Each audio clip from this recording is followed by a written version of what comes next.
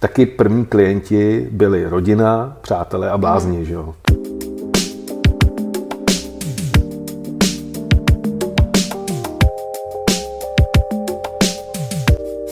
Dobrý den, já se jmenuji Regina Loukotová a toto je náš architektonický podcast Arch Podcast. Zveme si do něho naše učitele a dneska je tady s náma Jaroslav Vertik. Ahoj, Jardo. Ahoj, dobrý den. Který u nás učí úplně od začátku, od té doby, co jsme založili školu před 13 lety. Tak jsem ráda, že jsi udělal čas asi tady. A rovnou se tě zeptám, proč jsi šel studovat architekturu? To jsem rád, že jsi za těch 13 let konečně udělala čas se mě na to zeptat. A já teď budu zkoušet vzpomínat, jestli si ještě na to vzpomenu, protože to je před 25, 26, bylo to už je před 30 lety. No, víc než před 30. No to už je i víc než 30, pane bože, to letí. No, nebylo to rozhodnutí úplně jako takhle jasný, protože v rodině jsme žádnou takovouhle tradici neměli. Ale já jsem se narodil ve Františkových Lázních, tam jsem vlastně strávil dětství a to byl takový zvláštní svět, jo, který se vymykal té šedi toho reálného socialismu, protože pořád to ještě bylo takový město dekorativní, krásný, kde lidi korzovali po parcích v oblecích ve všední den. My jsme říkali, že je to město, kde každý den je neděle. A to prostředí mě nějakým způsobem ovlivnilo. Já když jsem potom třeba jel do Plzně nebo do Prahy, nebo do Budějovic, tak jsem vždycky přemýšlel pro Boha, proč tady ty lidi žijou, jo. Co provedli, jakože musí bydlet třeba v Plzni, jo, která v té době vypadala ale šíleně, ještě se tam jezdilo přes tu Škodovku vlakem třeba, že jo. Já jsem si říkal, jako, že to není normální, jako. A když jsem šel studovat střední školu, tak jsem šel studovat do Prahy, zvláštní obor, ten se jmenoval obalová technika. Já jsem si tenkrát myslel, že budu navrhovat design a krásný marketingový polepy a viněty a prostě estetiku obalů. Záhy jsem zjistil, že tomu tak není, že jsem vymýšlel konstrukci těch obalů, takže jsem vymýšlel, jak je konstruovaná krabice, jak se konstruuje bedna, aby v ní výrobek přežil cestu třeba za oceán. A tenhle ten obor byl zvláštní v tom, že nás tam vedli k tomu, že si musíme umět představit, jak z plošního tvaru, třeba z desky kartonu, vytvořit prostorový tvar. Jo. A ještě nějakým jednoduchým způsobem, který zvládne dělník, anebo to zvládne nějaký poloautomat, jak vlastně z plochy udělat 3D. A můžu ti do toho skočit, to bylo ještě před rokem 89? Ještě dávno, před rokem 89, to jsou ještě 80. léta. A když jsem vlastně dokončoval ten obor, který mě vlastně nakonec hrozně bavil, právě kvůli té prostorové představivosti, kterou rozvíjel a takový jako logice, která mě hrozně bavila, vlastně to byly takový všechno 3D hlavolamy. Tak jsem přemýšlel, co dál a v té době vlastně nešlo v tomto oboru u nás pokračovat. Jediná možnost v rámci sovětského bloku byla jít studovat do Lipska. Ale já jsem si nevěřil se svojí němčinou, že bych to zvládnul. Takže jsem hledal alternativy a v té době začala tak trošku jako probublávat postmoderna v architektuře a vůbec jako v kultuře. Začaly vznikat takové stavby jako Michala Brixe v Mariánských Lázních, který byly nevídaný do té doby. Vlastně barevný, hravý, měli v sobě řemeslo, nebyly to průmyslové stavby, že jo? Nebyly to výsledek z průmyslněného stavebního rezortu a hrozně mě to přitahovalo nadcho a vzniklo hnutí urbanita, že jo, který začalo vystavovat a hrozně mě to přitáhlo a zkusil jsem si dát přihlášku na architekturu na ČVUT. Na té mojí střední škole mě varovali, že od nich ze školy se na tu školu ještě snad nikdo nedostal a že to nemá moc jako velkou perspektivu a já nevím, jestli si vzpomínáš, no ty už nevzpomínáš, ale když si se za socialismu nedostala na vysokou školu, tak si šla automaticky na vojnu a měla... My ne, ale... Vy ne? My ne. To ještě nebyla rovnost. Tak si šla automaticky na vojnu a mohla si z svého života odepsat 2 roky. Jo. Takže tam bylo velký riziko, prostě já jsem si ale věřil a opravdu jsem to jako zvládnul, že jsem ty přijímačky udělal a vzali mě, což jako bylo překvapení pro všechny. A musím říct, že první 2 roky jsem si vůbec nebyl jistý, jestli to dám. protože to bylo najednou úplně jiný prostředí, úplně jiný nároky. Už jenom třeba s matematikou jsem tam měl hrozný problémy a říkal jsem si, pane bože, jestli nezvládám takhle matematiku, můžu být vůbec dobrý architekt. No, nicméně jsem se tím prokousal a na té škole jsem vlastně potkal Borise Rečenková a Prokopa Tomáška a s nima jsem vlastně se dohodl, že až tu školu doděláme, takže spolu uděláme ateliér, že půjdeme vlastně do těch Františkových lázní, tam, kde jsme se narodili a tam, že si uděláme svoji kancelář. Jasně, a to tě přeruším, protože teď vlastně jsem se ptala na ty začátky, o kanceláři si myslím, se budeme bavit za chvilku. Takže teď, když jsem tě poslouchala, tak samozřejmě se mě taky vybavilo všechno, co my jsme zažívali v těch 80. letech, jak dostat se na architekturu bylo téměř nemožné. Takže gratuluji, protože Nápodobně. Prosím? Nápodobně, ale já už jsem byla ten ročník, který přišel po revoluci v roce 1990, kde nás vzali ty, kteří přijímačky udělali a byli jsme přijatí, ale záhy přišla zpráva, že jsme přijatí všichni. Takže nás tehdy do ročníku přišlo asi 250, to si možná pamatuješ. Ale myslím si, že to je obrovský rozdíl oproti tomu, co se děje teď, protože dostat se na architekturu už není takový problém. Samozřejmě za našimi hranicemi v těch 90. letech, jako například v Rakousku na Vídeňskou technickou univerzitu, nikdy nebyl problém se dostat. Přibližujeme se tím vlastně k takovému evropskému standardu, že člověk vlastně by měl dělat to, co chce. Ať to zkusí, ať vlastně jde na tu školu, zkusí to, pokud to není ono, tak ať klidně odejde. Zatímco za nás, ale opravdu už mluvíme o pravěku, to bylo tak, že jsme se strašně tam chtěli dostat, těšili jsme se na to a vlastně bych z té školy už nikdy neodešla, kdybych tam byla. Je zvláštní, že to nebylo jako výsledek nějaký snahy po exkluzivitě těch škol, ale že to byl bohapustý důsledek plánovaného hospodářství. Jo? Že prostě kádry byly plánovaný a musela si se vejít do tabulek. Ne, jestli máš talent, jestli dlouhodobě jako k tomu oboru lneš nebo se v něm chceš najít, ale prostě musela si naplnit nějaký kádrový tabulky, protože vrchní plánovači řekli, kolik každý rok vyprodukují ty školy architektů, kolik zdravotních sester, kolik doktorů a tak dále. Je to tak? To je asi důležitý moment, vlastně, že mě ve druháku na té vysoké škole potkala sametová revoluce, která úplně vlastně všechno převrátila. Že? Tam přišli jako noví učitelé, začaly se učit i nové disciplíny, které do té doby vlastně nebyly preferované nebo vůbec neexistovaly ve východním bloku. A přišli tam lidi, kteří emigrovali, vlastně nemohli učit v Československu bývalým. Takže ta situace se úplně změnila a to, že jsme si pak s klukama mohli říct, že si založíme vlastní ateliér, tak to byla taky novinka vlastně, protože to by nás za socialismu nepotkalo, tam bychom prostě po škole šli do nějakého projekťáku nebo do nějakého zavedeného architektonického ústavu. No, v tvém případě na Vojnu. A já bych musel ještě mezi tím na Vojnu samozřejmě, tam si odkroutit, to byl rok a půl, rok. Možná rok. Jo. Rok. No a pak bych teprve mohl do pracovního procesu.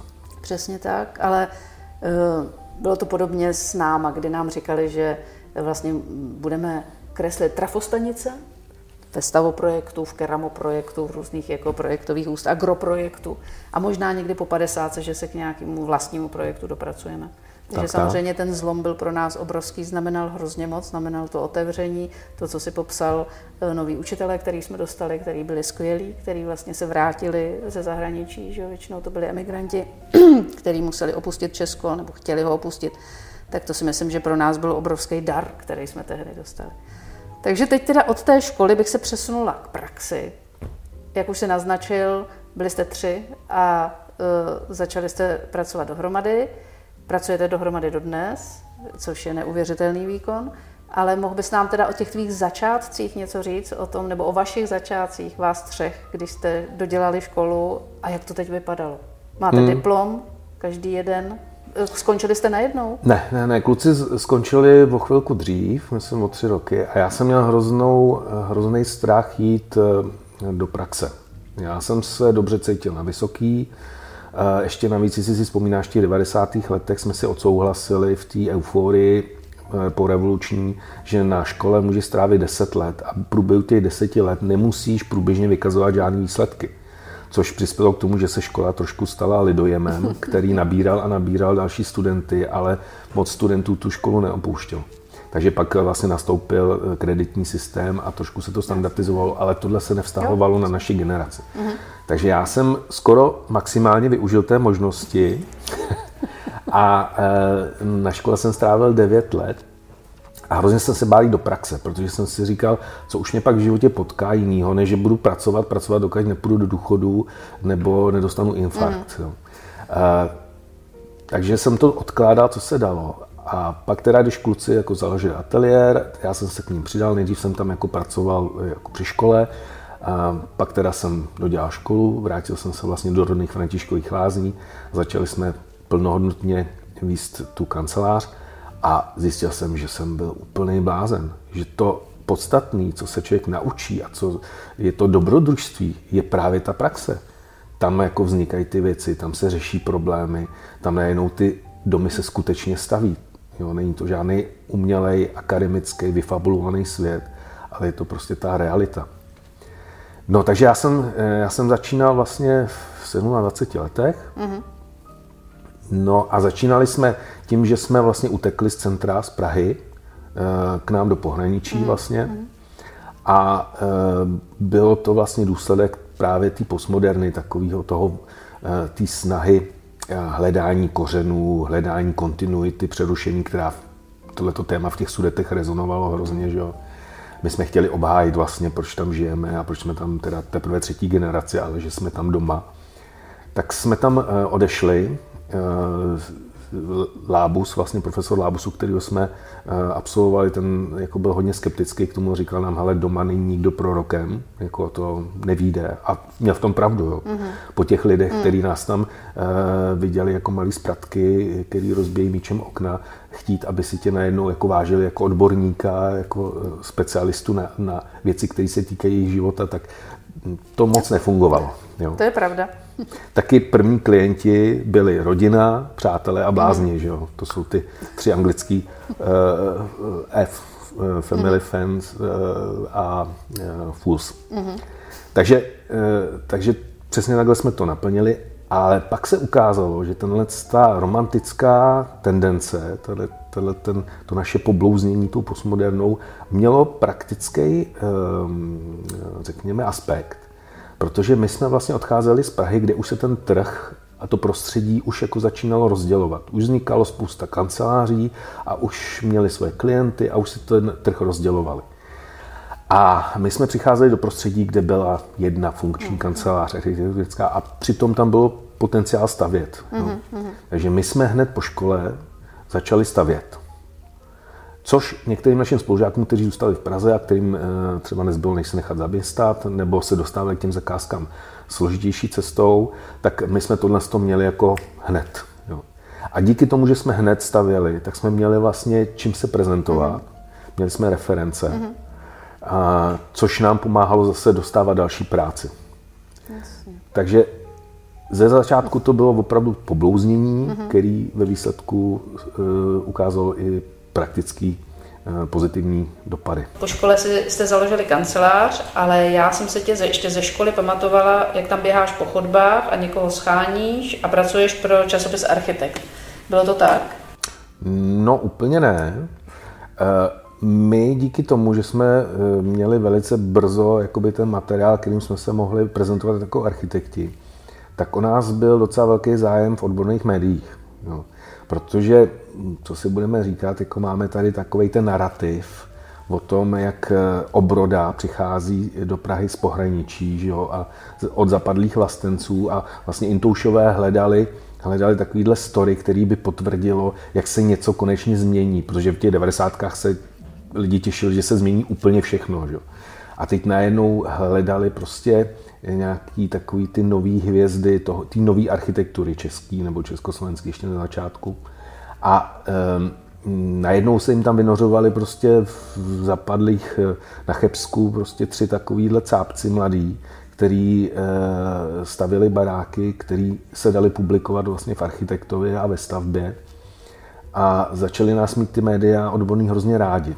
Jo, zvali nás na diskuze a publikovali naše věci. No a Jiří Horský mě pozval právě, abych dělal v redakční radě časopisu Architekt.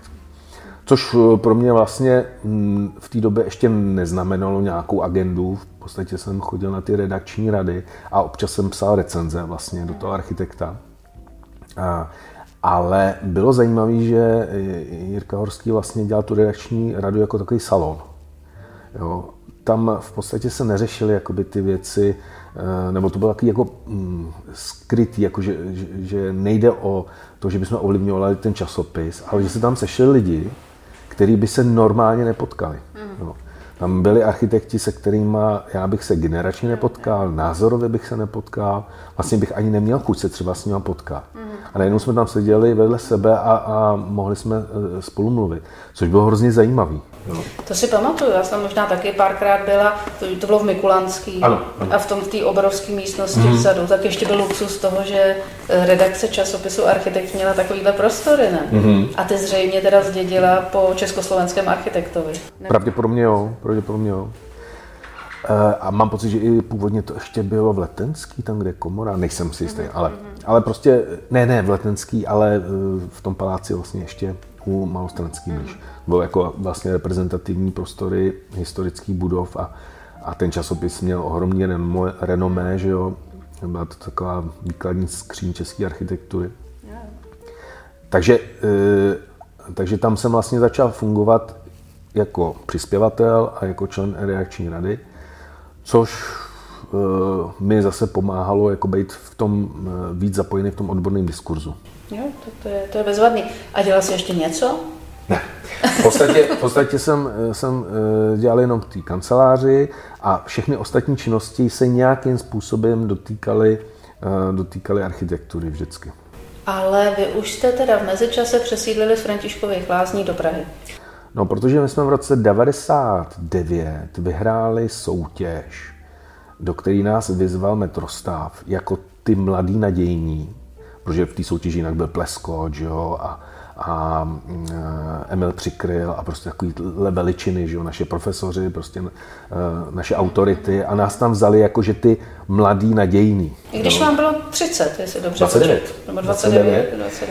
A díky tomu našemu renomé těch vycházejících hvězd, jako, tak nás tam nasadili jako divokou kartu a my jsme tu soutěž teda k překvapení našemu a v překvapení všech vlastně vyhráli. A začali jsme vlastně připravovat a realizovat v Praze. A teď jsme vlastně museli pendlovat mezi tím Chebem a Prahou. A začali jsme narážet na praktické problémy, že v tom Chebu jsme nemohli růst. Tam jsme neměli další architekty, kteří by nám pomáhali, tam jsme vlastně nikoho nenašli. A začali jsme vlastně nabírat kolegy tady v Praze. A začali jsme mít druhou kancelář, vlastně větší, narůstající v té Praze. A nakonec jsme zjistili, že je možný projektovat do Chebu z Prahy, ale z Chebu do Prahy to možný není. Takže jsme po mnoha letech přesídlili do Prahy. Ale teprve teďko, vlastně letos, rušíme tu kancelář v Chebu. Pořád tam máme ještě adresu a finanční úřad. Pravda. A jak velká je teď tvoje kancelář a na jakých projektech teď pracuješ? No, máme hrozně moc projektů. Přál bych si, aby jich bylo míň, aby bylo víc času se koncentrovat na ty jednotlivé problémy, ale ta praxe je taková, že vždycky ten projekt nějakou dobu jede hrozně chaoticky, rychle, musíš u toho být u každého rozhodnutí a pak najednou se někde zadrhne a spí. Někdy spí i léta, že jo? A v to období potřebuješ vykrýt zase jiným projektem, takže vlastně se ty projekty překrývají. Myslím, že tam je tak jako v nějakým aktivním stavu něco třeba kolem 50 projektů. A 50 dalších jich spí? Ne, to počítám i, který nejsou úplně. A kolik vás je? Tak jako spolupracujeme dohromady asi týmu 25 lidí. 25 lidí a máte tam i zahraniční architekty, architektky? Teď už jo. A vlastně průběžně jsme měli vždycky nějaký kolegy ze zahraničí, ale tak jako bereme Slováky jako zahraniční? Ne. Dobře, tak měli jsme tam kolegy z Chorvatska, ze Srbska, myslím. Teď tam máme kolegyně z Ukrajiny, z Ruska. Měli jsme dokonce německého kolegu, který vlastně absolvoval v Německu a pak přemýšlel, že by vlastně pracoval v Česku, protože v té době v Německu práce tolik nebylo jako ve stavebním boomu v České republice. Takže, ale pořád jako máme dorozumívací jazyk češtinu, takže je to spíš, řekněme, česká kancelář. A vaříte se ještě obědy? Ještě občas jo. Tohle byl produkt krize po roce 2008, kdy jsme vlastně přišli s tím, že díky útlumu a díky propadu vlastně honorářů za projekty jsme řešili, jak udržet kancelář v běhu. A kolegům jsme nastínili vlastně 2 scénáře. Buď prostě některý s námi přestanou spolupracovat a ty ostatní převezmou jejich agendu, protože na tolik lidí jakoby nebudeme mít peníze, anebo se všichni rovnoměrně uskromní a smíří se s nějakou dobu, kdy to bude nutný s nižšíma honorářem. A kolegové si vybrali, že zůstanou všichni spolu a že snesou nižší honoráře a začali šetřit. A jeden z aspektů šetření spočíval v tom, že si začali v kanceláři vařit, že vždycky zvolili jednoho, který ten den šel nakoupit a uvařil pro všechny. My jsme ze začátku měli takovou pochybnost, jako jestli to není trošku drahý, protože ten člověk jako přišel o půlku pracovního dne tím, že tam sice byl jako v práci, ale vlastně nepracoval. No ale pak jsme zjistili, že to má několik pozitivních aspektů. Jedna, že ty lidi nemusí za tím jídlem, za tím obědem někam do hospody, tam čekat, než si objednají, než jim to přinesou, než zaplatí a než se vrátí do kanceláře, že ta spotřeba toho času na ten oběd byla daleko menší. A druhá, že se vlastně zlepšila ta komunikace mezi těma lidma, že se při tom obědě pobavili. Byl to takový neformální team building v podstatě. Jo. A vlastně asi většinou člověk v práci mluví, že jo, i o projektech, i o osobních věcech, takže každopádně já myslím, že se to potom i stalo módou, že hodně kanceláří, který znám, tak vlastně v tomhletom pokračují do teďka. A teď jsem se ještě chtěla zeptat, než se dostaneme ke škole, jaký zajímavý projekty teď děláte? Na který projekt? A každý projekt je zajímavý, ne? A většinou člověk protěžuje ten, který ho nejvíc trápí, že jo? A který ti nejvíc trápí? Hele, mě teďkom 7. rokem trápí projekt terminálu Smíchov, jo, který je neuvěřitelný vůbec, že se děje, protože je založený na tom, že je to synergie několika investorů a několika složitých investic ve velice komplikovaných vztazích. A aby se to udrželo, ta idea, tak je ty vztahy třeba pěstovat a neustále jako propojovat. Což v naší společnosti nemá úplně velkou tradici. Ta naše společnost je teď v takové té vypjatě individualistické fázi, kdy se atomizuje na jednotlivce, že jo, na jednotlivé požadavky a představy a jíčka. Tak tady se to nějakým neuvěřitelným způsobem daří jako držet pohromadě. Ale je to hrozně náročný. Jo. A tam vlastně neřešíš ani tak jako věci architektury, jako řešíš věci koordinace, komunikace, prostě výměny informací. Jasně. No. Což mě trošku připomíná taky práci třeba Ivet Vašourkový a Igora Kovačeviče, že jo, když dělali, vlastně byli to oni jako architekti, kteří iniciovali to, aby se všichni ty stakeholdři dali dokupy, aby si sedli k jednomu stolu, aby si tam sedla Správa železnic s Prahou 217, kudy ten Negrelliho viadukt probíhá. Doteďka mě to fascinuje, že vlastně to vyšlo z té architektonické kanceláře, aby se teda mluvilo tehdy o rekonstrukci Negrelliho viaduktu a v tvém případě teda o novém nádraží na Smíchově. Je to často v médiích, že je tam najednou se něco dozvíme o tom, jak je nutnost propojení dál, takže je to i urbanisticky vlastně velice rozsáhlý projekt. A když se zeptám na naši školu, protože 13 let už je hodně, tak už můžeš tak jako se podívat na zpátek, jaký to bylo na začátku, jaký to bylo na konci. Co tě ještě při tom učení drží? Jakože už by mě nemělo nic držet. Tak jsem to nemyslela. ty začátky byly zajímavé, protože když si nám zavolala do kanceláře, že chystáš projekt školy a aby si mohla zažádat o akreditaci, tak potřebuješ mít nějaký profesorský sbor, tak jestli bychom se tam nemohli napsat. A my jako lehkovážně, jasně, z toho nic nebude, tak jsme se tam napsali všichni 3, aby jsme tě podpořili, aniž bychom teda věřili tomu, že z toho něco bude.